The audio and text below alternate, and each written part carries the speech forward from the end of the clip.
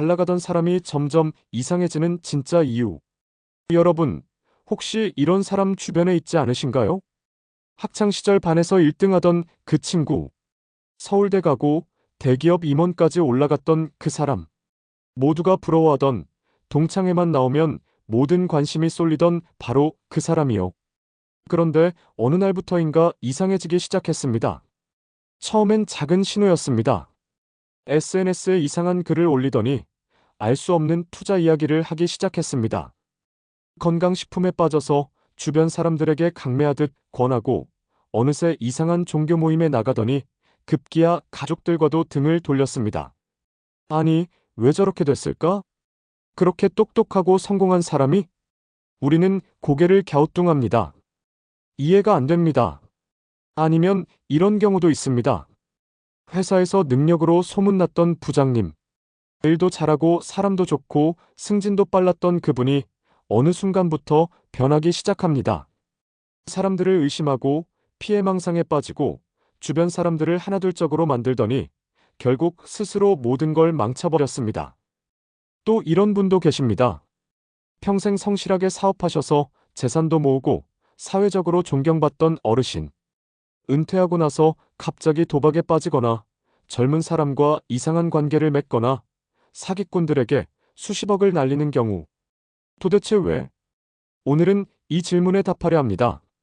그리고 200년 전 독일의 철학자 쇼펜하우어가 이미 꿰뚫어본 인간 본성의 비밀을 통해 왜 성공한 사람들이 점점 이상해지는지 그 진짜 이유를 낱낱이 파헤쳐 보겠습니다. 더 중요한 건 이겁니다. 혹시 우리 자신은 괜찮은지, 우리 가족은 괜찮은지, 그리고 어떻게 해야 그런 길로 빠지지 않을 수 있는지도 함께 이야기하겠습니다. 왜냐하면 이건 남의 일이 아니기 때문입니다.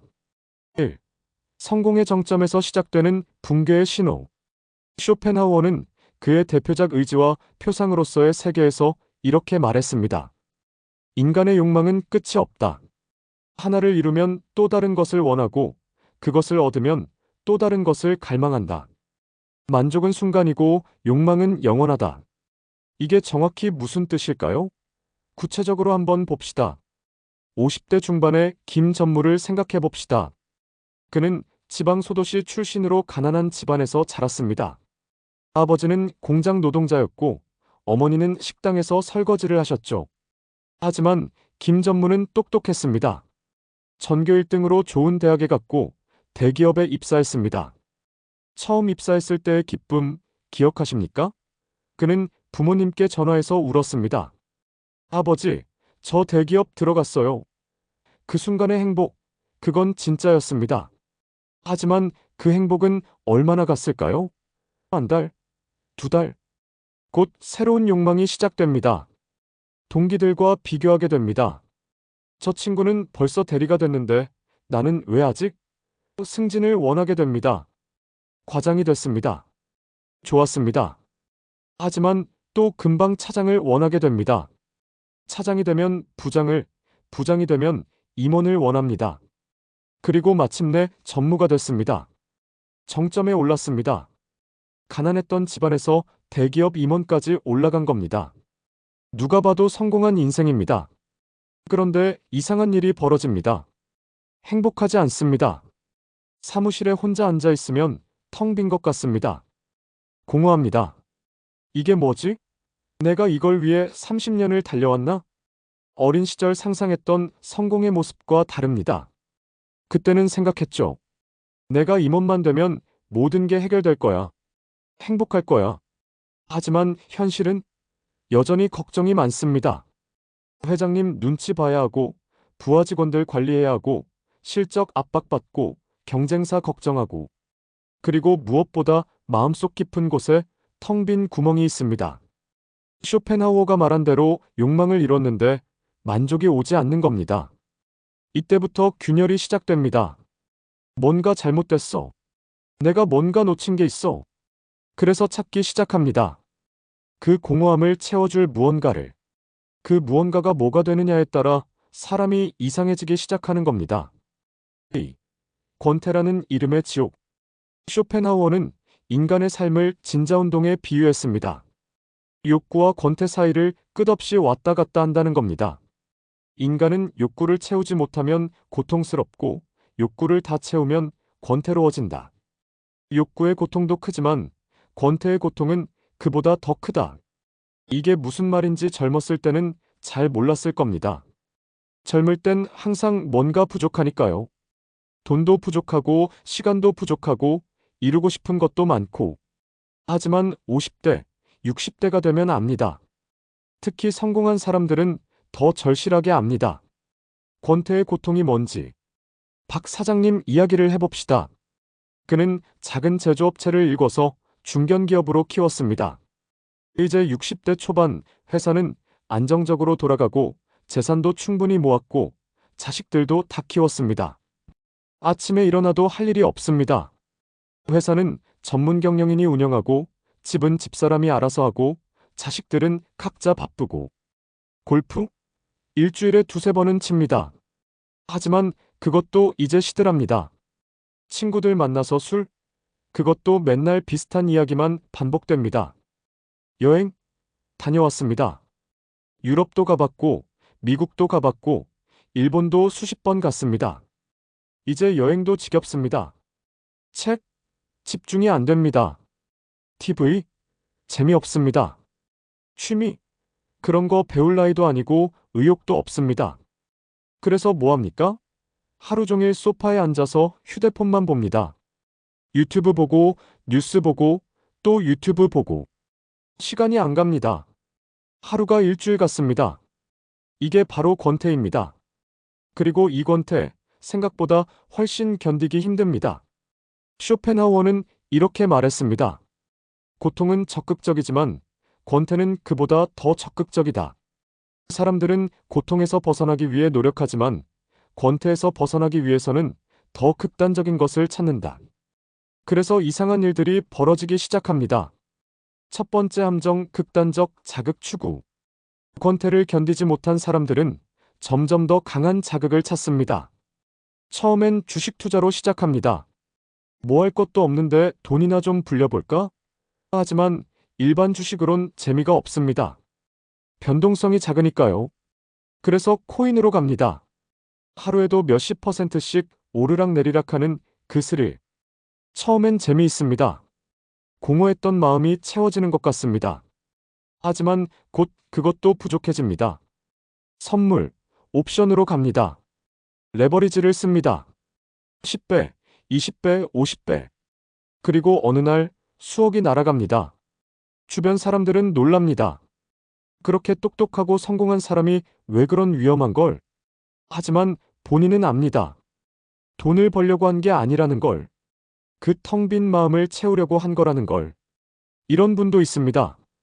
60대 초반의 최 전 교수님. 평생 학문에만 전념하셨습니다. 정년 퇴임하고 나니 갑자기 시간이 남아돕니다. 처음엔 책을 쓰려고 했습니다. 하지만 집중이 안 됩니다. 예전 같지 않습니다. 그러다 우연히 온라인 강의를 시작했습니다. 댓글에 교수님 강의 최고예요. 이런 반응이 달립니다. 기분이 좋습니다. 그래서 더 열심히 합니다. 하루에 한 편씩 영상을 올립니다. 조회수를 확인합니다. 댓글을 읽습니다. 밤잠을 설칩니다. 어느새 중독됩니다. 영상을 안 올리면 불안합니다. 조회수가 적으면 우울합니다. 악플이 달리면 하루 종일 기분이 나쁩니다. 가족들이 걱정합니다. 아버지, 너무 집착하시는 거 아니에요? 하지만 본인은 부인합니다. 뭔 소리야? 이게 보람 있어서 하는 거지. 하지만 속으로는 압니다. 이게 보람이 아니라 집착이라는 걸. 권태를 견디지 못해서 매달리는 거라는 걸. 두 번째 함정, 자아의 과대 팽창. 성공을 거듭하면 자신감이 생깁니다. 그건 당연하고 좋은 일입니다. 하지만 정점에 오른 사람들에게는 위험한 일이기도 합니다. 쇼펜하우어는 말했습니다. 인간은 자기 자신을 세계의 중심으로 착각한다. 특히 성공한 사람일수록 이 착각은 더 강해진다. 계속 성공만 하던 사람은 이렇게 생각하기 시작합니다. 내가 하면 된다. 내 판단은 틀리지 않는다. 나는 특별하다. 나는 다르다. 이정 회장님 사례를 봅시다. 그는 작은 IT 스타트업을 키워서 코스닥 상장까지 했습니다. 정말 대단한 성공입니다. 문제는 그 다음입니다. 그는 이렇게 생각합니다. 내가 IT를 성공시켰으니 다른 것도 할 수 있어. 그래서 식품 사업에 뛰어듭니다. 주변에서 말립니다. 회장님, IT와 식품은 완전히 다른 업종입니다. 하지만 듣지 않습니다. 내가 IT도 몰랐는데 성공시켰어. 이것도 할 수 있어. 결과는 수백억 손실입니다. 그래도 깨닫지 못합니다. 타이밍이 나빴어. 다음엔 될 거야. 그래서 이번엔 부동산에 뛰어듭니다. 또 실패합니다. 이번엔 암호화폐 사업. 또 실패합니다. 어느새 회사가 기울기 시작합니다. 주변 사람들이 떠납니다. 회장님이 이상해지셨어. 하지만 본인은 끝까지 자신이 옳다고 믿습니다. 내가 잘못한 게 아니야. 환경이 나빴을 뿐이야. 사람들이 나를 질투하는 거야. 이게 바로 오만의 파멸입니다. 세 번째 함정 인정 욕구의 악순환. 쇼펜하우어는 인간의 가장 강한 욕구 중 하나가 인정받고 싶은 욕구라고 했습니다. 사람들은 배고픔보다 무시당하는 것을 더 두려워한다. 성공한 사람들은 인정받는 것에 익숙합니다. 사람들이 칭찬하고 축혀 세우고 존경합니다. 식당에 가면 사장이 나와서 인사하고 모임에 가면 사람들이 자리를 비켜주고 의견을 말하면 다들 경청합니다. 그런데 정점에 오르고 나면 더 이상 새로운 인정이 없습니다. 이미 최고라고 인정받았으니까요. 더 이상 올라갈 곳도 없고 더 이상 새롭게 얻을 명예도 없습니다. 하지만 인간은 계속해서 인정받고 싶어 합니다. 어제의 인정으로는 오늘의 공허함을 채울 수 없습니다. 그래서 이상한 짓을 하기 시작합니다. 60대 후반의 강 회장님을 봅시다. 그는 건설회사를 키워서 업계에서 존경받는 인물이 됐습니다. 하지만 은퇴하고 나니 사람들의 관심이 줄어듭니다. 처음엔 괜찮았습니다. 뭐 당연한 거지. 하지만 시간이 갈수록 견디기 힘들어집니다. 그래서 SNS를 시작합니다. 페이스북에 매일 글을 올립니다. 자기 과거 성공담을 올립니다. 내가 20대 때 이런 걸 했었지. 우리 회사가 이런 프로젝트를 했었지. 처음엔 좋아요가 많이 달립니다. 기분이 좋습니다. 그래서 더 자주 올립니다. 하지만 점점 좋아요가 줄어듭니다. 사람들이 지겨워하는 겁니다. 저 양반 맨날 자랑만 하네. 그러면 더 극단적인 걸 올립니다. 과장하고 허풍을 떱니다. 사실이 아닌 것까지 올립니다. 어느새 주변 사람들이 수군거립니다. 저 어르신 이상해지셨어. 자녀들도 난감합니다. 아버지, SNS 그만하시지 그러세요. 하지만 멈출 수가 없습니다. 인정받는 그 순간의 기쁨을 놓을 수 없으니까요. 3. 나는 특별하다는 착각의 대가. 여기서 잠깐 근본적인 질문을 해봅시다. 왜 평범한 사람들은 상대적으로 이런 문제가 덜할까요? 쇼펜하우어는 이렇게 답합니다. 행복은 가진 것의 절대량이 아니라 원하는 것과 가진 것의 비율이다. 무슨 뜻이냐면 100을 가지고 있어도 200을 원하면 불행하고 50을 가지고 있어도 50에 만족하면 행복하다는 겁니다. 평범한 사람들은 큰 성공을 경험하지 못했지만 큰 기대도 없습니다. 월급 받으면 좋아하고 주말에 쉬면 행복하고 가족과 밥 먹으면 만족합니다. 하지만 정점에 올랐던 사람들은 다릅니다. 임원이었던 사람은 월급쟁이의 소소한 기쁨을 이해 못합니다. 고작 월급날이 뭐가 좋다고? 사업으로 큰돈 벌어본 사람은 작은 절약의 즐거움을 이해 못합니다. 몇만 원 아끼는 게 무슨 의미가 있어? 사회적으로 주목받았던 사람은 평범한 일상의 소중함을 이해 못합니다. 아무도 날 알아보지 않네. 더 큰 문제는 나는 특별하다는 착각입니다. 성공한 사람들은 자신이 남들과 다르다고 생각합니다. 실제로 어떤 면에서는 다릅니다. 능력도, 성취도, 지위도 남들보다 높습니다. 하지만 인간으로서의 본질은 똑같습니다. 똑같이 외롭습니다. 똑같이 죽음을 두려워합니다. 똑같이 사랑받고 싶어 합니다. 똑같이 의미를 찾고 싶어 합니다. 성공이 이런 근본적인 인간 조건을 바꿔주지는 않습니다. 돈이 아무리 많아도 밤에 혼자 누우면 외롭습니다. 지위가 아무리 높아도 죽음 앞에서는 무력합니다. 명예가 아무리 많아도 진심으로 사랑해주는 사람 없으면 공허합니다. 하지만 많은 성공한 사람들이 이걸 받아들이지 못합니다. 나는 다를 거야. 나는 이겨낼 수 있어. 나는 특별하니까. 그래서 더 몸부림치고 더 집착하고 결국 더 이상해집니다. 4. 주변 사람들이 떠나가는 진짜 이유. 쇼펜하우어는 말했습니다. 인간은 홀로 있을 때 비로소 자기 자신의 본 모습을 마주한다. 그래서 사람들은 혼자 있는 것을 두려워한다. 성공한 사람들 주변엔 항상 사람이 많습니다.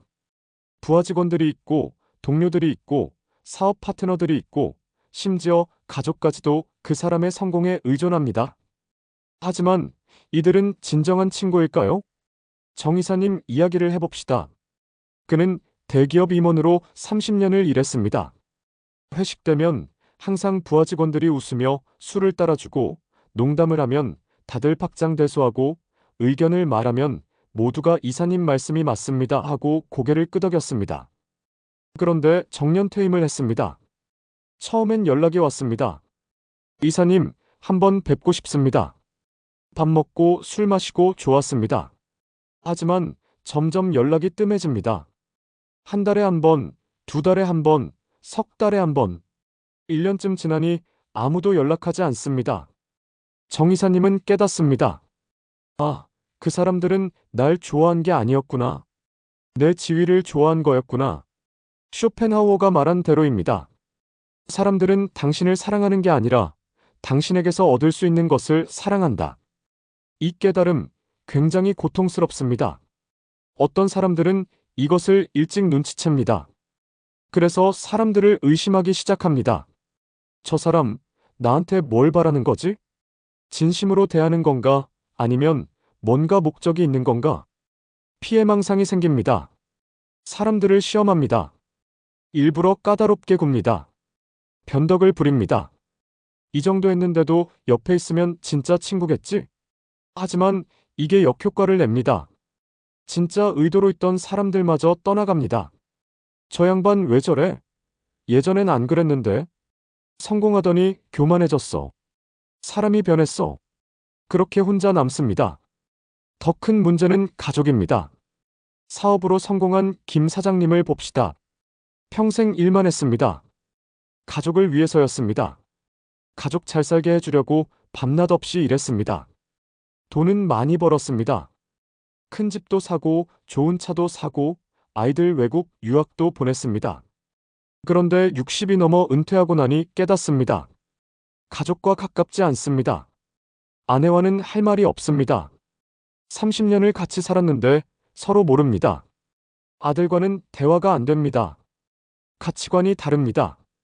딸은 명절에만 얼굴 비춥니다. 그것도 마지못해 내가 이렇게 돈 벌어서 잘 살게 해줬는데.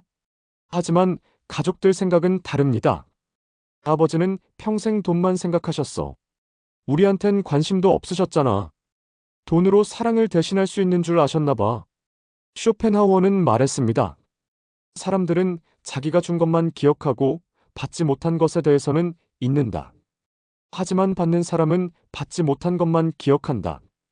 김 사장님은 돈을 줬다고 생각합니다. 하지만 가족들은 시간과 관심을 받지 못했다고 생각합니다. 그렇게 또 혼자 남습니다. 또 중독과 집착이 만드는 악순환. 쇼펜하우어는 삶은 고통이며 욕망은 결코 채워지지 않는다고 했습니다.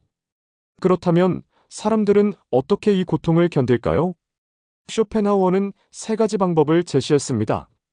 첫째, 예술을 통한 관조. 아름다움 속에서 잠시 욕망을 잊는 것.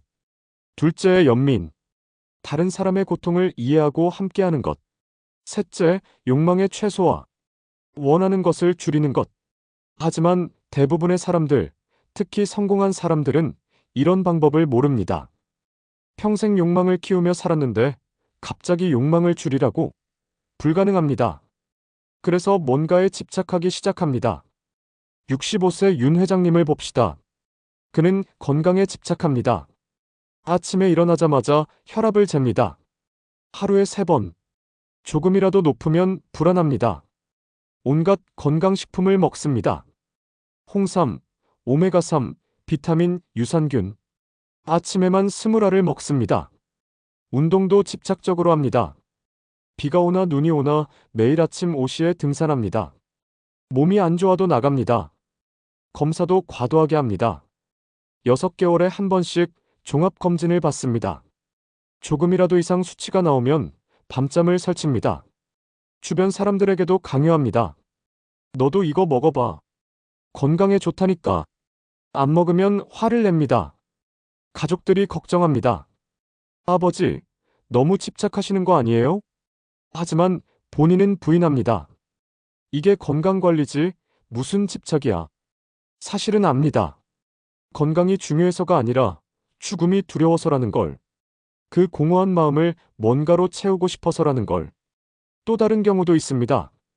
58세 한 대표님은 후배 양성에 집착합니다. 젊은 직원들을 불러서 자기 이야기를 합니다. 내가 너희 나이 때는 말이야. 2~3시간씩 늘어놓습니다. 조언이라는 명목으로 간섭합니다. 이렇게 해봐. 내 경험상 이게 맞아. 자기 방식을 강요합니다. 주말에도 연락합니다. 요즘 뭐하니? 공부는 하고 있고. 젊은 직원들은 피곤해합니다. 어느 날 한 직원이 조심스럽게 말합니다. 대표님, 저희도 저희 방식이 있어요. 그러면 화를 냅니다. 내가 너희 생각해서 하는 말인데 왜 그래? 요즘 젊은 애들은 정말. 사실은 이것도 마찬가지입니다. 후배를 위해서가 아니라 자신이 필요하다고 느끼고 싶어서입니다. 인정받고 싶어서입니다. 쇼펜하우어는 말했습니다. 집착은 욕망의 또 다른 형태다. 진정한 해결책이 아니라 고통을 연기시키는 것일 뿐이다. 6. 쇼펜하우어가 제시한 진짜 해법. 그렇다면 어떻게 해야 할까요? 쇼펜하우어는 비관적인 철학자로 유명하지만 그도 해법을 제시했습니다. 그것도 아주 구체적으로. 첫 번째, 예술과 관조의 시간입니다. 예술을 감상할 때 인간은 잠시 의지의 노예 상태에서 벗어난다. 그저 보고, 듣고, 느끼는 그 자체로 충분해진다. 무슨 뜻일까요? 음악을 들을 때를 생각해 보세요. 정말 좋은 음악을 마음을 열고 들을 때 그 순간만큼은 다른 생각이 없습니다. 돈 걱정도, 성공 걱정도, 인정받고 싶은 욕구도 잠시 사라집니다. 그냥 음악 속에 있을 뿐입니다. 그림도 마찬가지입니다. 미술관에서 좋은 그림 앞에 서 있을 때, 그 아름다움에 빠져들 때, 그 순간만큼은 평화롭습니다. 자연도 마찬가지입니다. 산을 오르면서, 바다를 보면서, 노을을 바라보면서 그저 존재하는 것. 이게 바로 관조입니다. 성공한 사람들에게 필요한 건 더 큰 성공이 아닙니다. 잠시 멈추는 것입니다. 이 정도면 충분해. 더는 필요 없어. 지금 이대로 괜찮아. 그리고 그저 있는 것입니다. 뭘 더 이루려고 하지 않고, 뭘 더 증명하려고 하지 않고, 그냥 있는 것. 두 번째, 타인에 대한 진정한 연민입니다. 쇼펜하우어는 말했습니다. 모든 인간은 똑같이 고통받는다. 부자도 가난한 사람도 성공한 사람도 실패한 사람도 모두 근본적으로는 같은 고통 속에 있다. 이걸 진정으로 깨달으면 교만해질 수 없습니다. 나는 특별하다는 착각에서 벗어날 수 있습니다. 대신 다른 사람들을 이해하고 공감할 수 있습니다. 청소하는 아주머니를 보면서도 저분도 나처럼 고민이 있겠지. 나처럼 외로움을 느끼겠지 생각할 수 있습니다. 말단 사원을 보면서도 이 친구도 인정받고 싶겠지. 나도 그랬으니까 이해할 수 있습니다. 진정한 관계는 여기서 시작됩니다. 내가 가진 것으로 맺어진 관계가 아니라 서로의 고통을 이해하고 위로하는 관계. 이런 관계가 있으면 성공을 이뤄도 무너지지 않습니다. 세 번째, 욕망의 최소화입니다. 쇼펜하우어는 말했습니다. 행복은 가진 것이 많아서가 아니라 원하는 것이 적어서 온다. 성공한 사람들이 불행한 이유는 더 많이 가졌기 때문이 아닙니다. 더 많이 원하기 때문입니다. 억대 연봉자가 불행한 이유는 수억 대를 원하기 때문이고, 대기업 임원이 불행한 이유는 CEO를 원하기 때문입니다. 필요한 건 더 많이 갖는 게 아니라 원하는 걸 줄이는 겁니다. 이 정도면 충분해. 더는 필요 없어. 지금 있는 것에 감사해. 이렇게 생각할 수 있을 때 비로소 평화가 옵니다. 7. 이미 이상해진 사람을 바라보며. 마지막으로 이미 이상해진 사람들을 어떻게 대해야 할까요? 주변에 그런 사람이 있을 겁니다. 잘 나가다가 이상해진 친구. 성공했는데 불행해 보이는 선배. 모든 걸 가졌는데 외로워 보이는 어르신. 쇼펜하우어는 말했습니다. 연민은 도덕의 유일한 기초다. 진정한 도덕은 다른 사람의 고통을 내 것처럼 느끼는 것에서 시작된다. 그들을 비난하지 마세요. 비웃지 마세요. 그러니까 망한 거지. 자업자득이야. 교만하더니 결국 저렇게 됐네. 이렇게 말하지 마세요. 대신 이렇게 생각해 보세요. 저 사람도 나처럼 평범한 사람이었어. 그런데 성공의 무게를 견디지 못한 거야. 어쩌면 나도 그 위치였다면 저랬을 수 있어. 그러면 비난 대신 연민이, 경멸 대신 이해가 생깁니다. 물론 그렇다고 해서 그들의 잘못된 행동을 용납하라는 게 아닙니다. 사기를 쳤으면 법의 심판을 받아야 하고, 주변 사람들에게 해를 끼쳤으면 책임을 져야 합니다. 하지만 마음속으로만큼은 이해하려고 노력하세요. 저 사람도 고통받고 있구나. 저 사람도 외로웠겠구나. 저 사람도 인정받고 싶었겠구나.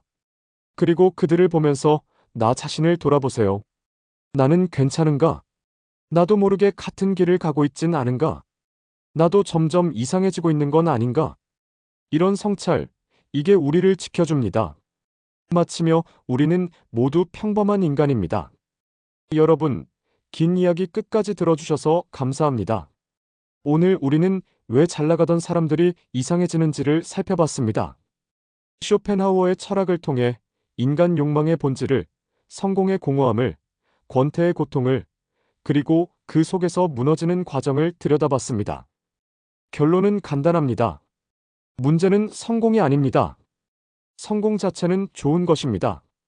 문제는 성공을 어떻게 받아들이느냐입니다. 성공을 종착점으로 생각하면 무너집니다. 여기까지 오면 행복할 거야 라고 기대하면 실망합니다. 대신 성공을 하나의 과정으로, 삶의 한 부분으로 받아들여야 합니다. 성공해도 여전히 나는 평범한 인간입니다. 여전히 외롭습니다. 여전히 죽음을 두려워합니다. 여전히 사랑이 필요합니다. 여전히 의미를 찾아야 합니다. 성공이 이런 근본적인 인간 조건을 바꿔주지는 않습니다. 그리고 가장 중요한 것, 진정한 행복은 더 많이 갖는 데 있지 않습니다. 지금 있는 것에 감사하는 데 있습니다. 작은 것의 소중함을 아는 데 있습니다. 진심으로 누군가를 사랑하고 사랑받는 데 있습니다. 이것을 아는 사람은 성공해도 무너지지 않습니다. 실패해도 절망하지 않습니다. 오늘 이 이야기가 여러분께 울림이 되었기를 바랍니다. 그리고 혹시 주변에 이상해져가는 사람이 있다면 비난하기 전에 이해하려고 노력해보세요.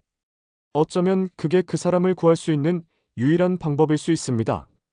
그리고 무엇보다 우리 자신을 돌아봅시다. 나는 지금 어디로 가고 있는가? 나는 진짜 중요한 것을 놓치고 있진 않은가? 나는 행복한가? 쇼펜하우어는 말했습니다. 삶은 고통이지만 그 고통을 이해하는 것이 지혜다. 그리고 그 지혜를 통해 평화를 찾을 수 있다. 오늘 우리가 함께 나눈 이야기가 바로 그 지혜의 시작이 되었으면 좋겠습니다. 여러분, 오늘도 고생 많으셨습니다. 작은 것에 감사하며 하루하루를 소중히 살아가시길 바랍니다. 착했던 사람이 어느 날 차갑게 변하는 이유 여러분, 혹시 이런 사람 주변에 계신가요? 항상 웃는 얼굴로 남의 부탁을 들어주던 사람. 자기 일을 제쳐두고도 남을 먼저 챙기던 사람. 괜찮아, 내가 할게라는 말을 입에 달고 살던 그 사람. 그런데 어느 날부터 이상합니다. 전화를 받지 않습니다. 연락이 뚝 끊겼습니다. 만나자고 해도 핑계를 댑니다. 예전처럼 웃지도 않습니다. 부탁을 해도 단칼에 거절합니다. 너 왜 그래? 예전에 안 그랬잖아. 이렇게 물으면 차갑게 대답합니다. 그냥 이젠 그러기 싫어졌어. 우리는 당황합니다. 저 사람 왜 저래? 무슨 일 있나? 그리고 속으로 생각합니다. 사람이 변했네. 하지만 정말 그럴까요? 정말 그 사람이 변한 걸까요? 아닙니다. 그 사람은 변한 게 아닙니다. 그냥 더 이상 참지 않기로 한 겁니다. 오늘은 200년 전 독일의 철학자 쇼펜하우어가 통찰한 인간 본성을 통해 왜 착했던 사람들이 어느 날 갑자기 차갑게 변하는지 그 진짜 이유를 파헤쳐 보겠습니다. 그리고 더 중요한 것, 우리는 착한 사람들에게 어떻게 대해야 하는지, 혹시 우리 주변에 착한 사람이 지금 한계에 다다르고 있는 건 아닌지 함께 생각해 보겠습니다. 왜냐하면 쇼펜하우어가 말했듯이 착한 사람이 화를 내면 가장 무섭다는 말은 진실이기 때문입니다. 1. 착함이라는 이름의 무거운 짐. 쇼펜하우어는 그의 저서에서 이렇게 말했습니다. 연민은 모든 도덕의 기초다. 타인의 고통을 자신의 것처럼 느끼는 능력, 이것이 진정한 착함이다. 하지만 그는 동시에 경고했습니다. 세상은 착한 사람의 연민을 당연하게 여기고 결국 그것을 이용한다. 무슨 뜻일까요? 구체적인 이야기를 해봅시다. 김 과장님을 봅시다. 55세, 회사에서 30년을 일했습니다. 성격이 좋기로 소문났습니다. 부탁을 들어달라고 하면 절대 거절을 못합니다. 김 과장님, 이거 좀 봐주실래요? 아, 네. 그러죠. 자기 일이 산더미처럼 쌓여 있어도 그렇습니다. 퇴근 시간이 다 됐어도 그렇습니다. 김 과장님, 죄송한데 내일까지 이 보고서 좀. 아, 네. 제가 해볼게요. 집에 가서 밤늦게까지 남의 일을 합니다. 부인이 걱정합니다. 당신 왜 그렇게 남일만 해줘요? 하지만 대답은 똑같습니다. 나는 원래 그래. 부탁 거절하는 게 더 힘들어. 주말에도 전화가 옵니다. 과장님, 죄송한데 월요일 회의 자료 좀 미리 준비해 주시면 안 될까요? 거절해야 합니다. 주말인데 가족과 시간을 보내야 하는데. 하지만 입에서 나오는 말은 네, 알겠습니다. 왜 그럴까요? 쇼펜하우어는 이렇게 설명합니다. 착한 사람들은 타인의 거절과 실망을 자신의 고통으로 느낀다. 그래서 그들은 자신이 고통받는 것을 선택한다. 김 과장님이 바로 그렇습니다. 부탁을 거절하면 상대방이 실망할 것 같고 그 실망한 얼굴을 보는 게 너무 힘듭니다. 차라리 내가 힘든 게 낫습니다.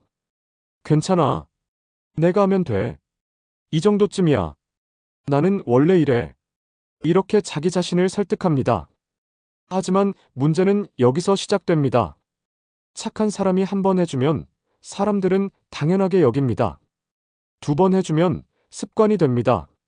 3번 해주면 의무가 됩니다.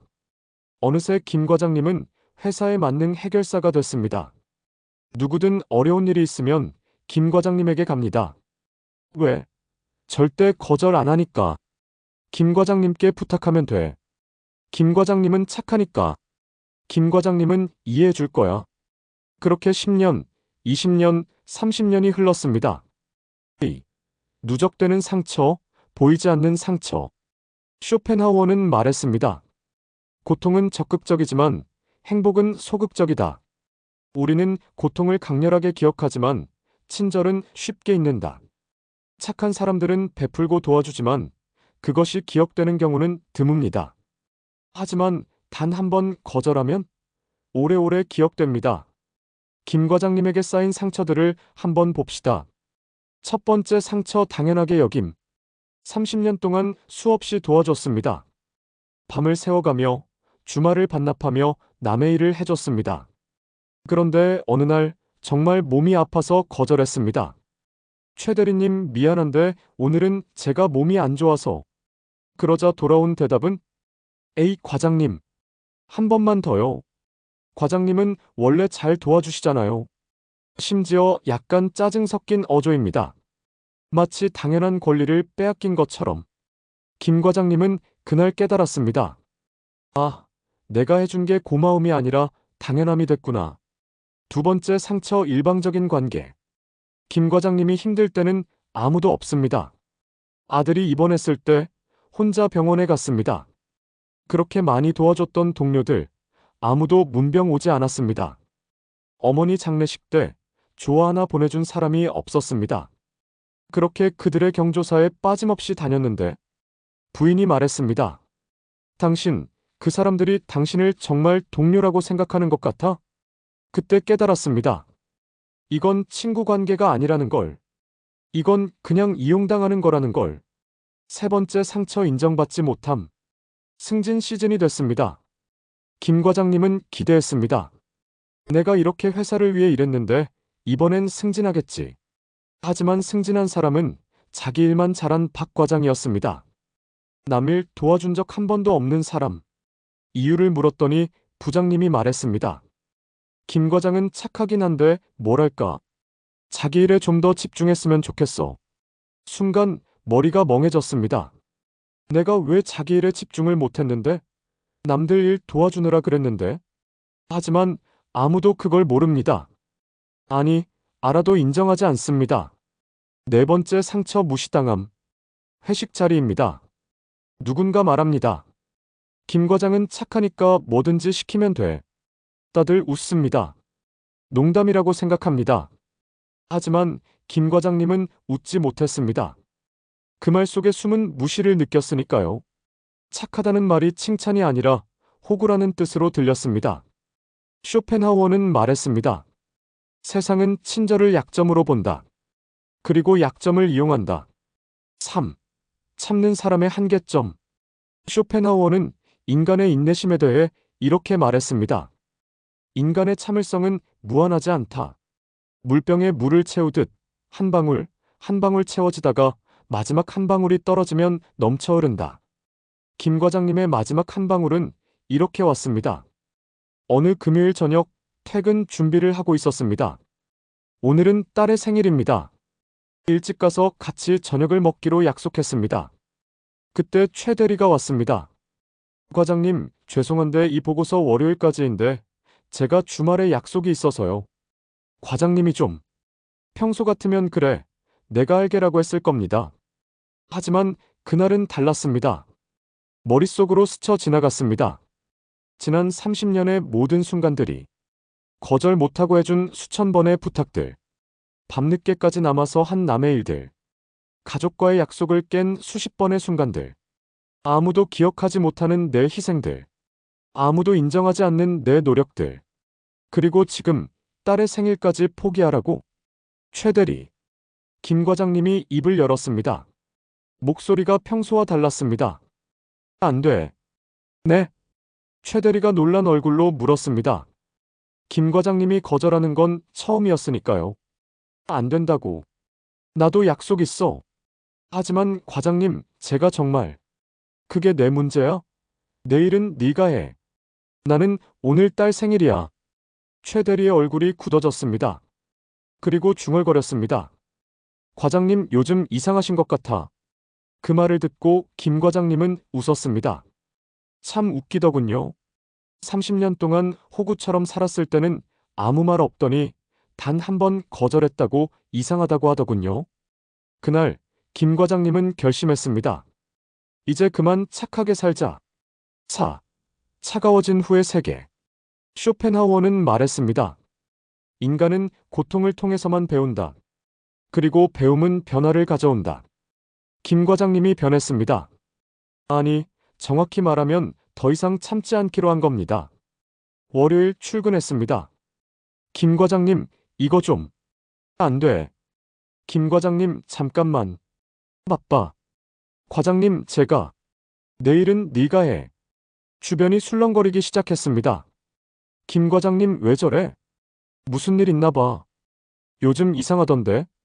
점심시간, 평소처럼 모두와 같이 가자는 말에도 거절했습니다. 나는 혼자 먹을래. 에이, 과장님. 뭐가 그렇게 바쁘시다고. 그냥 혼자 있고 싶어. 사람들이 수군거렸습니다. 저 양반 왜 저래? 사람이 변했어. 저녁에 부장이 불렀습니다.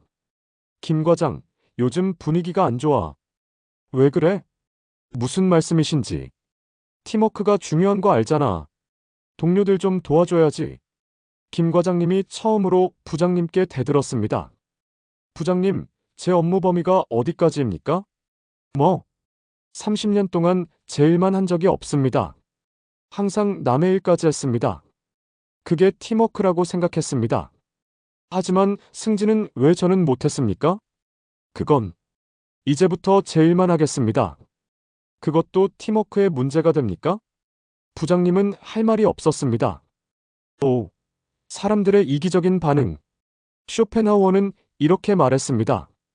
사람들은 자기에게 이익이 될 때만 타인의 선함을 높이 평가한다. 그 이익이 사라지면 그 선함을 공격한다. 김 과장님이 변하자 사람들의 반응은 어땠을까요? 첫 번째 반응 비난. 김 과장 너무한 거 아니야? 원래 안 그랬는데 요즘 이상해. 나이 들더니 성격이 까칠해졌어. 30년 동안 도와준 건 까맣게 잊고 단 몇 번 거절했다고 비난합니다. 최 대리가 다른 동료에게 말했습니다. 과장님 요즘 정말 이상해요. 예전엔 그렇게 착하셨는데. 그 말을 들은 박 과장이 웃으며 말했습니다. 착한 게 아니라 호구였던 거지. 이제 정신 차린 거야. 두 번째 반응 피해자 코스프레. 더 가관인 건 사람들이 자기들이 피해자인 척한다는 겁니다. 김 과장님 때문에 일이 안 돌아가. 예전엔 과장님이 다 해주셨는데. 팀 분위기가 안 좋아진 건 과장님 때문이야. 쇼펜하우어가 정확히 지적했듯이 인간은 자신이 받은 친절은 쉽게 잊고 받지 못한 친절에 대해서는 분노한다. 세 번째 반응 뒤에서 욕하기. 저 사람 요즘 교만해진 것 같아. 성공한 것도 아닌데 왜 저러는지 모르겠어. 갱년기인가? 사람들은 이유를 찾습니다. 김 과장님이 왜 변했는지는 관심 없습니다. 그냥 자기들이 불편하다는 것만 중요합니다. 하지만 김 과장님은 이제 신경 쓰지 않습니다. 처음엔 힘들었습니다. 사람들의 시선이 뒷말이 신경 쓰였습니다. 하지만 시간이 지나면서 깨달았습니다. 내가 30년 동안 그들을 위해 살았는데 그들은 단 한 번도 나를 위해 주지 않았구나. 6. 착한 사람이 차가워졌을 때 쇼펜하우어는 이렇게 말했습니다. 진정으로 착한 사람은 연민을 느끼지만 그 연민 때문에 스스로를 희생할 의무는 없다.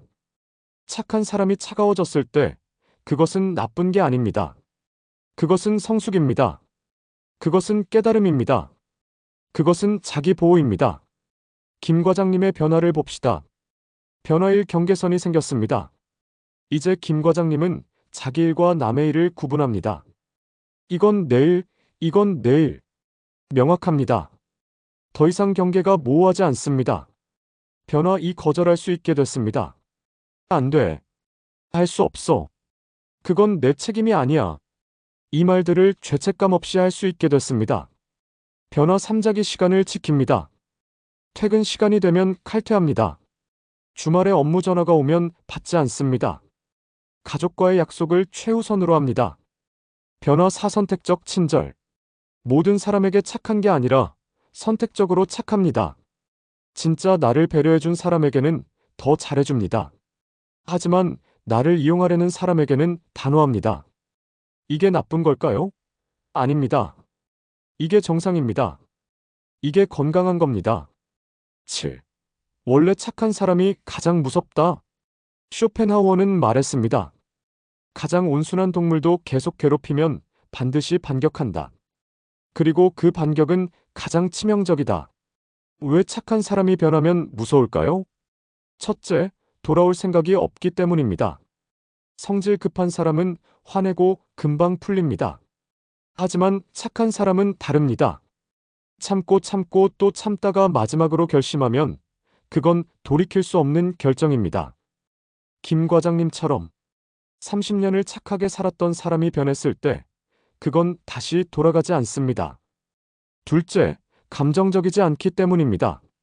착한 사람은 감정적으로 폭발하지 않습니다. 차갑게, 냉정하게 선을 긋습니다. 욕하지도 않고 화내지도 않고 그냥 거리를 둡니다. 우리 이제 거기까지만 하자. 이 말만큼 무서운 게 없습니다. 셋째, 돌이킬 수 없기 때문입니다. 성질 급한 사람한테는 사과하면 됩니다. 하지만 착한 사람은 다릅니다. 착한 사람이 등을 돌렸을 때 아무리 사과해도 소용없습니다. 왜? 이미 수없이 기회를 줬으니까. 이미 수없이 이해해줬으니까. 더 이상 기회는 없습니다. 8. 우리가 놓치고 있는 것. 쇼펜하우어는 이렇게 경고했습니다. 인간은 가진 것의 소중함을 잃고 나서야 깨닫는다. 여러분 주변에 착한 사람이 있습니까? 항상 웃는 얼굴로 도와주는 사람. 부탁을 거절하지 못하는 사람. 자기 일을 제쳐두고 남을 먼저 챙기는 사람. 그 사람, 지금 괜찮을까요? 어쩌면 그 사람도 김 과장님처럼 마지막 한계점에 다다르고 있을지 모릅니다. 우리가 착한 사람에게 해야 할 것들. 첫째, 당연하게 여기지 마세요. 누군가 나를 도와줬을 때 고마워라고 진심으로 말하세요. 그리고 기억하세요. 너는 원래 착하잖아라는 말은 칭찬이 아닙니다. 그건 당연시하는 겁니다. 둘째, 일방적이지 마세요. 누군가 나를 도와줬다면 나도 그 사람을 도와주세요. 관계는 쌍방향이어야 합니다. 착한 사람도 힘들 때가 있습니다. 그때 옆에 있어주세요. 셋째, 인정해주세요. 누군가 당신을 위해 희생했다면 그걸 인정하세요. 네가 도와줘서 내가 성공할 수 있었어. 네가 없었으면 나는 못했을 거야. 이 말 한마디가 착한 사람에게는 큰 위로가 됩니다. 넷째, 거절을 존중하세요. 착한 사람이 처음으로 거절했다면 그건 정말 힘든 결정입니다. 비난하지 마세요. 이해하려고 노력하세요. 그래, 네가 힘들었구나. 미안해. 이 한마디가 필요합니다. 9. 이미 등을 돌린 사람에게. 혹시 이미 착한 사람이 등을 돌렸다면? 이미 김 과장님처럼 차갑게 변해버렸다면? 쇼펜하우어는 말했습니다. 잃어버린 신뢰는 되찾을 수 없다. 깨진 그릇은 다시 원래대로 돌아가지 않는다. 하지만 그는 또한 이렇게 말했습니다. 진정한 뉘우침은 행동의 변화를 동반한다. 만약 관계를 회복하고 싶다면 첫째, 진심으로 사과하세요. 미안해가 아니라 내가 너를 당연하게 여긴 게 미안해라고 구체적으로 말하세요. 둘째, 변명하지 마세요. 나도 몰랐어. 나는 그런 뜻이 아니었어. 이런 변명은 상처를 더 깊게 합니다. 그냥 내가 잘못했어. 미안해라고만 하세요. 셋째, 시간을 주세요. 착한 사람은 30년을 참았습니다. 그 상처가 하루 이틀에 아물 리 없습니다. 조급해하지 마세요. 천천히 기다려주세요. 넷째, 행동으로 보여주세요. 말보다 중요한 건 행동입니다. 이번엔 당신이 먼저 도와주세요. 당신이 먼저 배려해주세요. 하지만 솔직히 말하면 회복은 어렵습니다. 깨진 그릇은 아무리 잘 붙여도 금이 갑니다.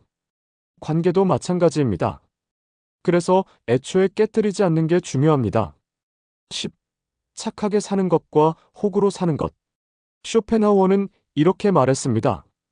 진정한 연민은 타인의 고통을 느끼는 것이지 자신을 희생하는 것이 아니다. 착하게 사는 것과 호구로 사는 것은 다릅니다.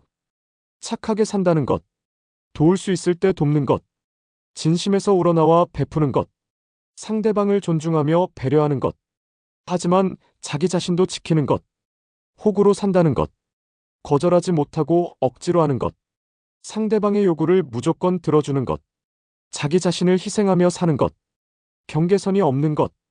김 과장님은 착한 사람이었지만 호구로 살았습니다.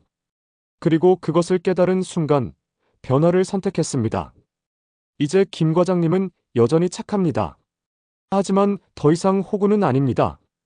도울 수 있을 때는 돕지만 할 수 없을 때는 명확하게 거절합니다.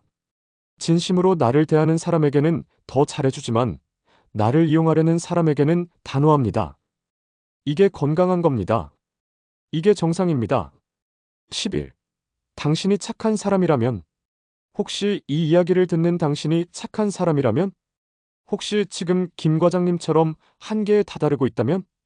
쇼펜하우어의 말을 기억하세요. 자기 자신을 사랑하는 것은 이기심이 아니라 생존의 본능이다. 당신에게 하고 싶은 말. 첫째, 거절해도 괜찮습니다. 안 되라고 말하는 게 나쁜 게 아닙니다. 그게 정상입니다. 당신이 모든 것을 다 해줄 수는 없습니다. 당신도 사람입니다. 둘째, 당신의 시간도 소중합니다. 남의 일을 도와주는 것도 좋지만 당신의 삶도 중요합니다. 가족과의 시간, 당신 자신을 위한 시간을 먼저 지키세요. 셋째, 일방적인 관계를 끊으세요. 당신만 주고 상대방은 받기만 하는 관계, 그건 관계가 아닙니다. 그런 관계는 과감하게 정리하세요. 넷째, 착하지만 단단해지세요. 착한 것과 약한 것은 다릅니다. 착하되 경계선을 지키세요. 친절하되 이용당하지 마세요. 배려하되 자신을 먼저 배려하세요. 당신이 변하는 것을 두려워하지 마세요. 사람들이 변했다고 말할 것입니다. 하지만 그건 당신이 나빠진 게 아닙니다. 당신이 성숙해진 겁니다.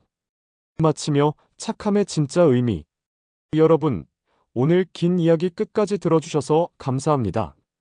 우리는 쇼펜하우어의 철학을 통해 왜 착했던 사람들이 어느 날 차갑게 변하는지를 살펴봤습니다. 결론은 간단합니다. 그들은 변한 게 아닙니다. 그냥 더 이상 참지 않기로 한 겁니다. 그들은 나빠진 게 아닙니다. 그냥 정상으로 돌아온 겁니다. 쇼펜하우어는 말했습니다. 진정한 착함은 자기 자신을 파괴하는 것이 아니라 자기 자신을 지키면서 타인을 배려하는 것이다. 착한 것은 좋은 겁니다. 하지만 호구가 되는 것은 좋지 않습니다. 남을 배려하는 것은 아름다운 일입니다. 하지만 자기 자신을 희생하는 것은 현명하지 않습니다. 우리가 기억해야 할 것들. 만약 당신 주변에 착한 사람이 있다면 당연하게 여기지 마세요. 고마워하세요. 그리고 당신도 그 사람에게 착해지세요. 만약 당신이 착한 사람이라면 경계선을 만드세요. 거절할 줄 아세요. 당신의 착함이 당신을 파괴하게 두지 마세요. 만약 착한 사람이 이미 등을 돌렸다면 그건 당신이 선을 넘었다는 신호입니다.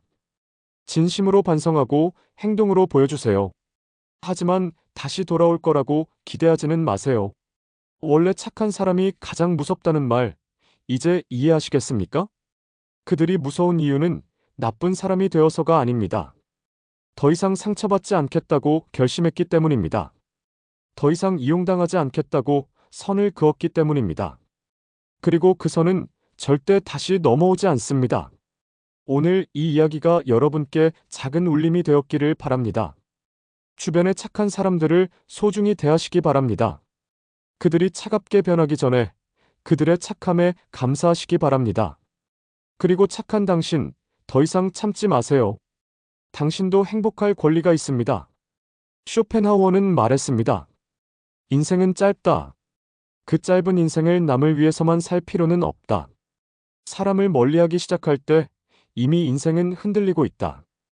여러분, 혹시 요즘 이런 생각하지 않으십니까? 사람 만나는 게 귀찮아. 연락하기 싫어. 그냥 혼자 있고 싶어. 처음엔 괜찮았습니다. 한두 번 약속을 취소했습니다. 오늘은 피곤해서 하고 거절했습니다. 전화가 와도 나중에 하겠다며 받지 않았습니다. 그런데 어느새 한 달째 집 밖을 안 나갑니다. 친구 연락에 답장을 안 합니다. 가족 모임도 핑계대고 빠집니다. 뭐 어때? 혼자가 편한데. 그렇게 말하지만 밤에 혼자 누워있으면 이상하게 마음이 텅 빕니다. 공허합니다. 외롭습니다. 하지만 사람을 만나고 싶지는 않습니다. 이게 무슨 모순일까요? 오늘은 200년 전 독일의 철학자 쇼펜하우어가 예리하게 통찰한 인간 고독의 본질을 통해 왜 우리가 사람을 멀리하게 되는지, 그리고 그것이 왜 위험한 신호인지 함께 이야기하겠습니다. 이건 남의 이야기가 아닙니다. 혹시 지금 당신도 모르게 사람을 멀리하고 있지는 않습니까? 혹시 당신의 인생이 지금 조용히 흔들리고 있는 건 아닙니까? 쇼펜하우어는 말했습니다. 인간은 홀로 있을 수도 함께 있을 수도 없는 존재다. 이것이 인간 존재의 비극이다. 오늘 이 비극을 함께 들여다보겠습니다. 1. 조용히 시작되는 고립의 신호. 쇼펜하우어는 그의 저서에서 이렇게 말했습니다. 고독은 두 가지다. 선택한 고독과 강요된 고독. 선택한 고독은 자유지만 강요된 고독은 감옥이다. 문제는 대부분의 사람들이 이 둘을 구분하지 못한다는 것이다. 60대 초반 이 선생님의 이야기를 들어봅시다. 정년 퇴임한 지 2년이 됐습니다. 처음엔 좋았습니다.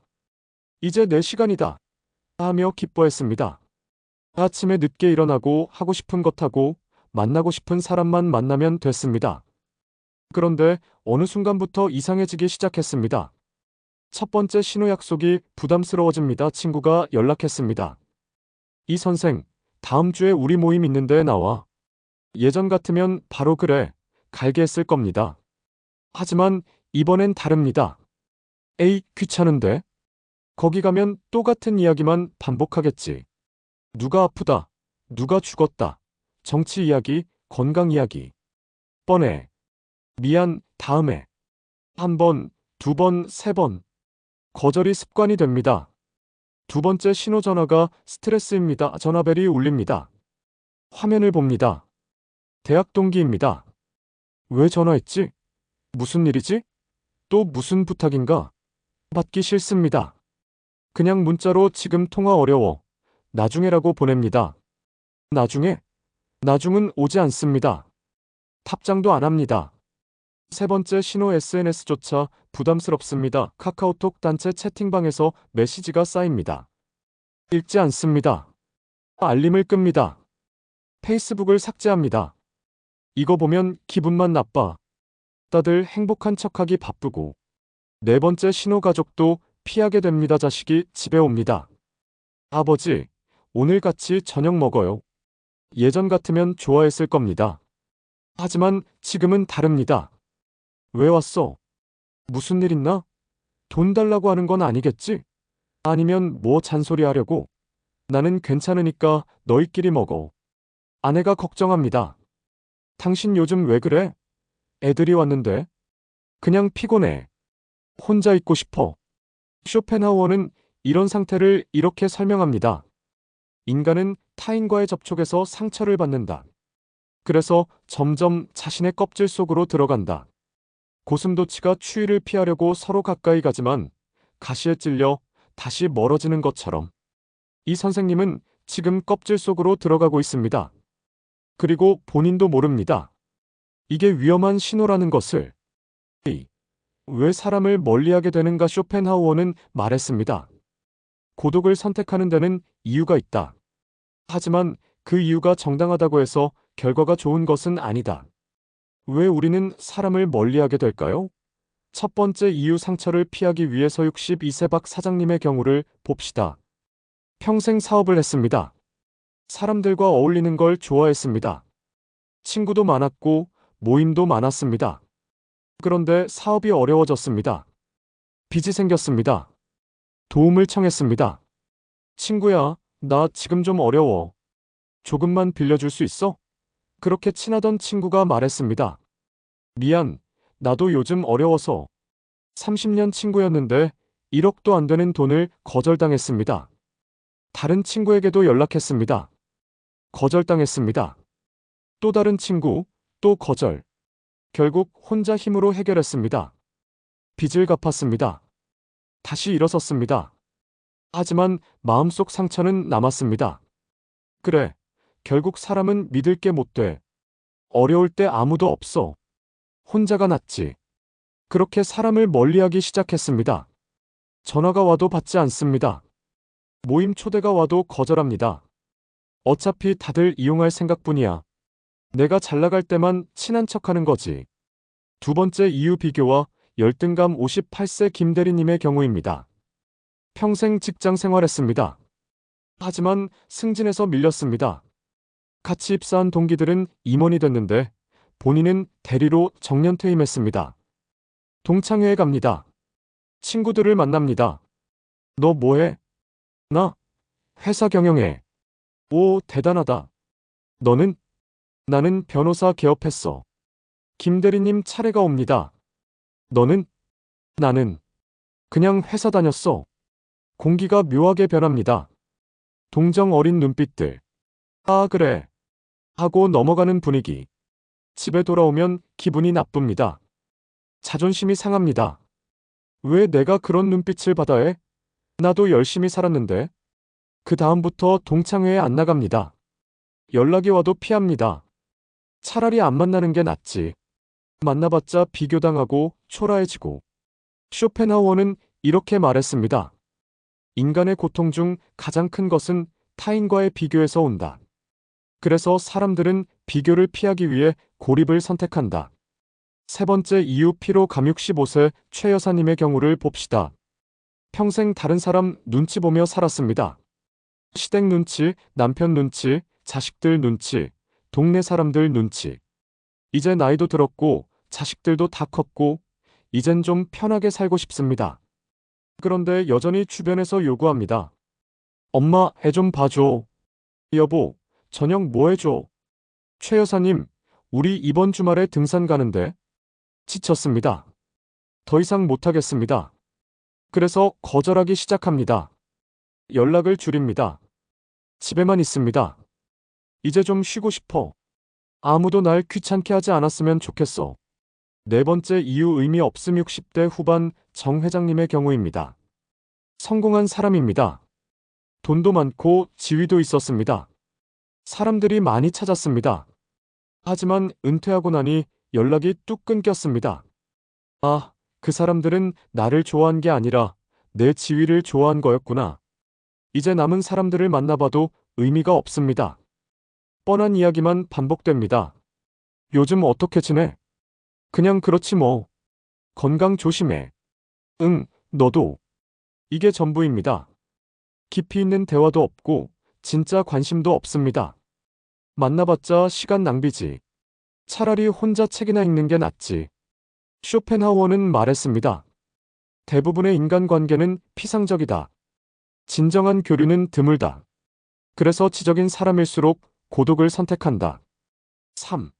고립은 조용히 그리고 빠르게 진행된다. 쇼펜하우어는 경고했습니다.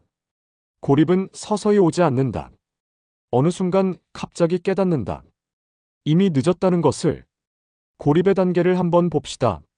1단계 선택적 거리두기 1-3개월. 오늘은 피곤해서 안 나갈래. 이번 모임은 패스할게. 처음엔 선택입니다. 내가 원해서 거절하는 겁니다. 2단계에서는 아직 괜찮습니다. 건강한 경계 설정이라고 볼 수도 있습니다. 2단계 습관적 회피 3-6개월. 이제 거절이 습관이 됩니다. 약속 제한이 오면 자동으로 핑계를 찾습니다. 다음에 요즘 바빠서, 몸이 안 좋아서. 사람들도 눈치챕니다. 저 사람 요즘 안 나오네. 하지만 아직 연락은 옵니다. 3단계 관계의 단절 6-12개월. 이제 사람들이 연락을 안 합니다. 포기한 겁니다. 어차피 안 나올 거잖아. 연락해봤자 거절할 텐데. 단체 채팅방에서 조용히 나갑니다. 아무도 눈치채지 못합니다. 아니, 눈치채도 상관없습니다. 4단계 완전한 고립 12개월 이상. 이제 진짜 혼자입니다. 전화도 안 옵니다. 문자도 안 옵니다. 초대도 안 옵니다. 집에만 있습니다. TV 보고 휴대폰 보고 그냥 시간을 보냅니다. 이 선생님이 지금 정확히 4단계에 있습니다. 어느 날 깨달았습니다. 아무도 나한테 연락 안 하네. 화가 납니다. 이 사람들이 나를 버렸어. 나쁜 놈들. 하지만 사실은 자기가 먼저 거절했던 겁니다. 자기가 먼저 문을 닫았던 겁니다. 쇼펜하우어는 이렇게 말했습니다. 고립은 스스로 만든 감옥이다. 하지만 대부분의 사람들은 자신이 감옥을 지었다는 것을 깨닫지 못한다. 4. 고립이 가져오는 실제 결과들. 쇼펜하우어는 말했습니다. 인간은 사회적 동물이다. 고립은 인간 본성에 반한다. 그래서 고립은 반드시 대가를 치르게 한다. 고립의 대가는 무엇일까요? 첫 번째 대가 정신 건강의 악화의 선생님, 요즘 잠을 못 잡니다. 밤에 이상한 생각들이 듭니다. 내 인생이 이게 뭐지? 나는 왜 이렇게 혼자일까? 나는 실패한 인생인가? 우울해집니다. 아침에 일어나기 싫습니다. 뭘 해도 재미없습니다. 아내가 걱정합니다. 당신 우울증 아니에요? 병원 가봐요. 하지만 거부합니다. 내가 무슨 우울증이야. 그냥 좀 피곤할 뿐이야. 쇼펜하우어는 이렇게 경고했습니다. 고독은 사색을 낳지만 고립은 우울을 낳는다. 고독과 고립은 다르다. 두 번째 대가 신체 건강에 악화. 사람을 안 만나니 외출을 안 합니다. 운동도 안 합니다. 집에서 TV만 봅니다. 밥도 대충 먹습니다. 아내가 차려줘도 식욕이 없습니다. 몸이 무거워집니다. 살이 찝니다. 아니면 반대로 확 빠집니다. 혈압이 올라갑니다. 혈당이 올라갑니다. 병원에 가면 의사가 말합니다. 운동 좀 하세요. 사람들 만나서 활동 좀 하시고. 하지만 듣지 않습니다. 나는 괜찮아. 세 번째 대가 인지 기능의 저하. 사람과 대화를 안 하니 머리를 안 씁니다. 생각도 단순해집니다. TV에서 나오는 말만 반복합니다. 새로운 것을 배우지 않습니다. 기억력이 떨어집니다. 어제 뭐 했는지 기억이 안 납니다. 날짜 감각이 없어집니다. 아내가 말합니다. 당신 요즘 같은 질문 계속 반복해요. 그래? 내가? 본인은 모릅니다. 하지만 가족은 압니다. 조금씩 이상해지고 있다는 것을. 네 번째 대가 관계의 영구적 소실. 가장 무서운 건 이겁니다. 관계는 한번 끊어지면 다시 이어지기 어렵습니다. 1년 동안 연락 안 하면 그 관계는 사실상 끝입니다.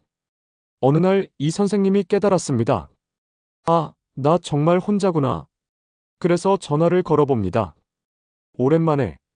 여보세요? 나 255인데. 아, 이 선생님. 오랜만이시네요. 목소리가 어색합니다. 거리감이 느껴집니다. 요즘 어떻게 지내? 네, 뭐 그냥 그렇죠. 대화가 이어지지 않습니다. 할 말이 없습니다. 어색한 침묵이 흐릅니다. 그래, 나중에 보자. 네, 그러세요. 전화를 끊고 나니 더 외롭습니다. 관계가 끝났다는 걸 확인한 것 같아서 더 슬픕니다. 쇼펜하우어는 말했습니다. 관계는 정원과 같다. 가꾸지 않으면 황폐해진다. 그리고 황폐해진 정원은 다시 살리기 어렵다. 오. 쇼펜하우어의 고슴도치 딜레마. 쇼펜하우어의 가장 유명한 비유가 있습니다. 고슴도치 딜레마입니다. 추운 겨울날 고슴도치들이 추위를 피하려고 서로 가까이 모입니다. 하지만 가까이 가면 서로의 가시에 찔립니다. 아파서 떨어집니다. 그러면 다시 춥습니다. 다시 가까이 갑니다. 또 가시에 찔립니다. 이 과정을 반복하다가 결국 적당한 거리를 찾습니다. 춥지도 않고 찔리지도 않는 거리를. 이게 바로 인간관계입니다. 사람이 필요합니다. 외로우니까. 하지만 가까이 가면 상처받습니다. 서로의 가시에 찔리니까. 그래서 멀어집니다. 하지만 멀어지면 또 외롭습니다. 문제는 뭘까요? 많은 사람들이 적당한 거리를 찾지 못합니다. 한번 크게 찔리면 아예 멀리 떨어져 버립니다. 차라리 추운 게 낫지. 또 다칠 바에야. 이 선생님이 그렇습니다. 한번 배신당하고 한번 상처받고 그래서 아예 사람을 끊어버렸습니다. 하지만 쇼펜하우어는 경고합니다. 고슴도치가 아무리 추워도 다른 고슴도치에게서 완전히 멀어지면 얼어 죽는다. 인간도 마찬가지다. 적당한 거리, 이게 핵심입니다. 너무 가까우면 상처받고 너무 멀면 외로워서 죽습니다. 6. 이미 멀어진 사람들의 공통점. 쇼펜하우어는 말했습니다. 고립된 사람들에게는 공통된 특징이 있다. 그들은 자신의 고립을 정당화한다. 고립된 사람들의 말을 들어봅시다. 사람들이 다 비슷해. 이 선생님이 말합니다. 만나봤자 똑같아. 건강 이야기, 자식 자랑, 정치 이야기. 지겹지 뭐. 정당화입니다. 사람들이 문제라고 말하는 겁니다. 자기는 문제가 없다고. 나는 원래 혼자가 편해. 박 사장님이 말합니다. 나는 원래 내향적이야. 혼자 있는 게 좋아. 사람 만나는 거 싫어해. 하지만 사실은 그렇지 않습니다. 예전엔 사람들과 어울리길 좋아했습니다. 지금은 상처받기 싫어서 피하는 것뿐입니다. 시간 낭비하정. 회장님이 말합니다. 내 시간이 얼마나 소중한데 쓸데없는 사람들 만나서 낭비해. 하지만 실제로는 집에서 TV만 보고 있습니다. 시간을 생산적으로 쓰는 게 아닙니다. 나를 이해하는 사람이 없어. 최 여사님이 말합니다. 아무도 나를 몰라. 나를 이해하는 사람이 없어. 만나봤자 소용없어. 하지만 정말 그럴까요? 본인이 마음을 열지 않는 건 아닐까요? 쇼펜하우어는 이렇게 말합니다. 자기 정당화는 자기 기만이다. 고립된 사람은 자신의 선택이 옳다고 믿고 싶어 한다. 하지만 밤이 되면 그들은 진실을 안다. 7.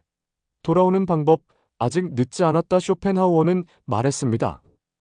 인간은 변화할 수 있다.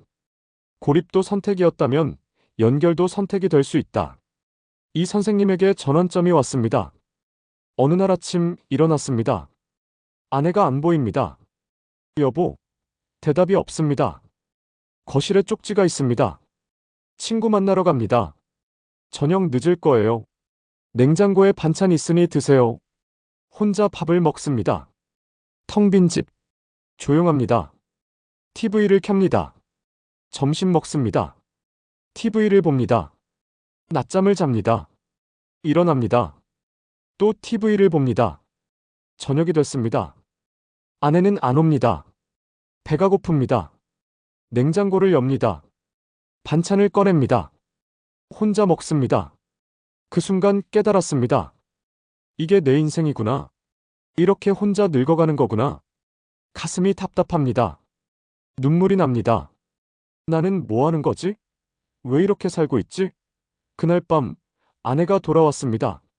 당신 저녁 먹었어요? 응. 나 오늘 친구들이랑 정말 재밌었어요. 오랜만에 만났더니 할 이야기가 너무 많더라고요. 아내의 얼굴이 밝습니다. 행복해 보입니다. 그 모습을 보면서 이 선생님은 생각했습니다. 나도 저렇게 웃어본 지가 언제지? 첫 번째 단계 인정하기. 다음 날 이 선생님은 아내에게 말했습니다. 여보, 나 요즘 이상해. 무슨 소리예요?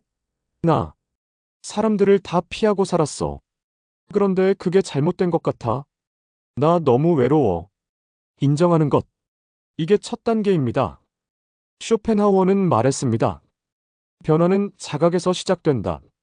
두 번째 단계 작은 시도의 선생님은 오랜만에 전화를 걸었습니다. 고등학교 친구에게. 여보세요? 나 255인데. 오, 이 형. 오랜만이야. 그게. 미안해. 그동안 연락 못해서. 뭘. 서로 바쁘지 뭐. 다음 주에. 점심이나 같이 할까? 좋지. 얼마만이야? 세 번째 단계 솔직해지기. 친구를 만났습니다. 처음엔 어색했습니다. 하지만 이 선생님이 솔직하게 말했습니다. 사실 내가 요즘 좀 힘들었어. 사람들 다 피하고 살았거든. 왜? 글쎄. 만나는 게 귀찮고 의미 없는 것 같고. 그랬어. 나도 그래. 나이 들면 다 그렇더라. 너도? 응. 근데 그게 잘못된 거더라고. 나도 작년에 진짜 우울했거든. 아무도 안 만나고. 근데 어느 날 깨달았어. 이렇게 살면 안 되겠다고. 이 선생님은 혼자가 아니었습니다. 다른 사람들도 비슷한 고민을 하고 있었습니다. 네 번째 단계 지속하기. 일주일에 한 번씩 만나기로 했습니다. 처음엔 힘들었습니다. 나가기 싫었습니다. 하지만 억지로라도 나갔습니다.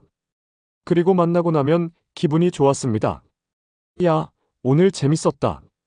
다음 주에 또 보자. 그래, 또 보자. 조금씩 변하기 시작했습니다. 8. 관계가 없으면 인생도 없다. 쇼펜하우어는 말했습니다. 인간은 혼자서는 완전할 수 없다. 다른 인간과의 관계 속에서만 의미를 찾는다. 왜 관계가 중요할까요? 첫째, 관계는 거울입니다. 사람들을 만나야 내가 누군지 압니다. 혼자 있으면 자아가 흐려집니다.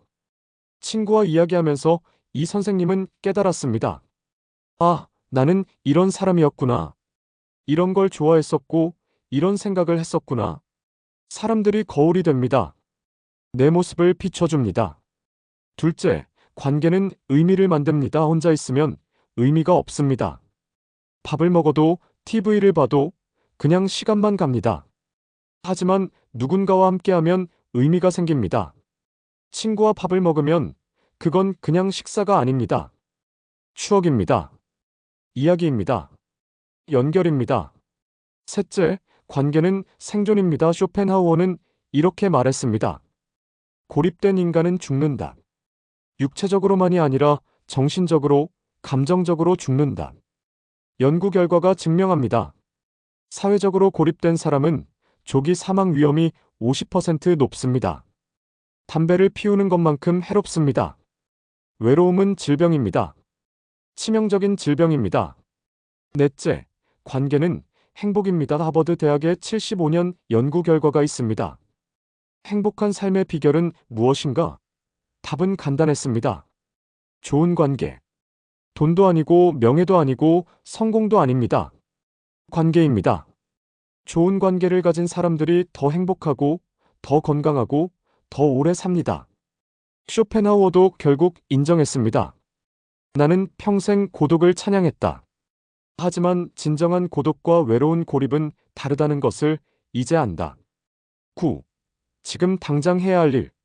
쇼펜하우어는 말했습니다. 깨달음은 좋지만 행동이 없으면 무의미하다. 혹시 지금 이 이야기를 들으면서 나도 그렇다고 생각하셨나요? 혹시 요즘 사람들을 피하고 계신가요? 혹시 전화를 안 받고 계신가요? 혹시 약속을 계속 거절하고 계신가요? 그렇다면 지금 바로 해야 할 일이 있습니다. 오늘 할 일. 휴대폰을 드세요. 연락처를 여세요. 오랜만에 연락 안 한 사람을 찾으세요. 그리고 전화하세요. 아니면 문자라도 보내세요. 오랜만이야. 잘 지내? 다음에 만나서 밥 한번 먹자. 이게 전부입니다. 이것만 하면 됩니다. 이번 주에 할 일. 약속을 잡으세요. 만나세요. 어색해도 괜찮습니다. 처음엔 다 어색합니다. 할 말이 없어도 괜찮습니다. 그냥 같이 있는 것만으로도 의미가 있습니다. 이번 달에 할 일. 정기적인 모임을 만드세요. 일주일에 한 번, 아니면 2주에 한 번. 친구들과 커피를 마시든, 산책을 하든, 뭐든 좋습니다. 중요한 건 지속성입니다. 평생 할 일. 관계를 가꾸세요. 정원을 가꾸듯이 매일 조금씩 관심을 주세요. 전화 한 통, 문자 한 줄, 이게 관계를 살립니다. 10. 마지막 경고. 쇼펜하우어는 임종을 앞두고 이렇게 말했다고 합니다. 나는 평생 고독을 찬양했다. 하지만 고독과 고립을 구분하지 못한 것이 내 가장 큰 실수였다. 여러분, 지금 경고등이 켜졌습니다. 사람을 멀리하기 시작했다면 이미 인생이 흔들리고 있는 겁니다.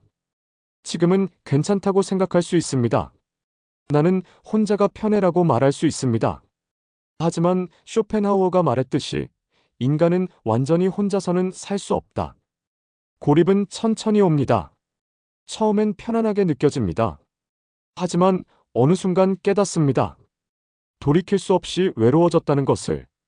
그때는 늦습니다. 지금입니다.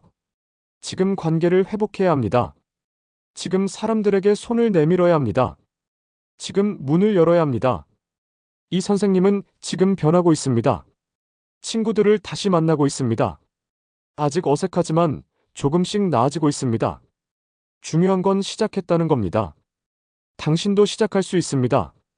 마치며 여러분, 오늘 이야기 어떠셨습니까? 혹시 마음이 불편하셨나요? 혹시 나를 돌아보게 됐나요? 그렇다면 이 이야기는 성공입니다. 쇼펜하우어는 말했습니다. 진정한 지혜는 자신을 아는 것이다. 그리고 자신의 약점을 인정하는 것이다. 우리는 모두 약합니다. 상처받기 쉽습니다. 외로움을 느낍니다. 그래서 사람을 피하고 싶어집니다. 혼자 있고 싶어집니다. 하지만 그게 해결책은 아닙니다. 해결책은 적당한 거리입니다. 쇼펜하우어의 고슴도치처럼 춥지도 않고 찔리지도 않는 거리. 너무 가까워서 상처받지도 않고 너무 멀어서 얼어 죽지도 않는 거리. 그 거리를 찾는 것. 그게 지혜입니다. 오늘 이 이야기가 여러분께 작은 울림이 되었기를 바랍니다. 그리고 혹시 요즘 사람들을 피하고 계셨다면 오늘 한 명에게라도 연락해보세요. 오랜만이야. 이 말 한마디면 됩니다. 그 한마디가 당신의 인생을 다시 연결할 수 있습니다. 쇼펜하우어는 말했습니다. 인생은 짧다. 외로움 속에서 그 짧은 인생을 낭비하지 마라. 감사합니다.